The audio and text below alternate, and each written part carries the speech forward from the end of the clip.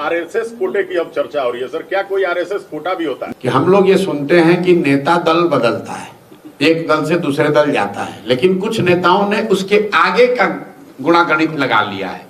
तो उसमें है एक अशोक चौधरी, ये सर्वदलीय नेता हैं। ऐसा मैंने दक्षिण के राज्यों में देखा।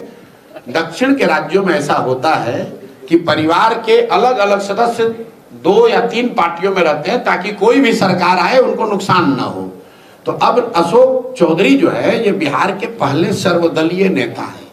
इनके बाबूजी कांग्रेस में, ये खुद जदयू में, बेटी लोजपा में, दामाद आरएसएस भाजपा में, और अभी कुछ दिन में सुनिएगा कोई भाई भतीजा भांजा भगीना बचा होगा वो अब राजद में रहेगा। सरकार किसी की बनेगी, अशोक चौधरी का परिवार सत्ता में ही रहेगा। तो ये सर्वदलीय नेता हैं, इनके लिए कोटा या हो न हो ये कोटा ये लोग खरीद लेते हैं। जहां कोटा है वहां कोटा ले लिए, जहां कोटा नहीं है तो पैसा देके खरीद लिए। कि जनगणना होने में कोई दिक्कत नहीं है, जनगणना पहले भी हुई है।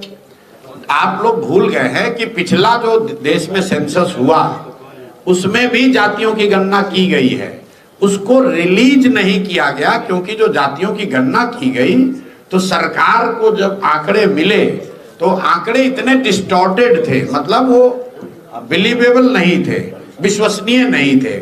उसी चीज को सुधार करके अगर फिर से एक बार सेंसस कराना चाहती है सरकार जातिगत आधार पर तो करा ले।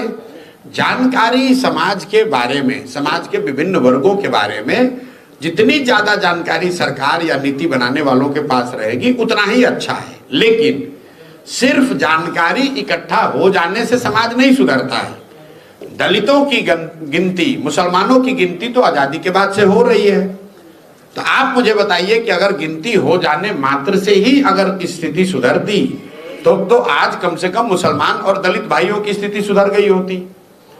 भाई बिहार में जातीय जनगणना हुई, उसमें क्या निकला? भाई जनगणना हो गई, रिपोर्ट में क्या आया?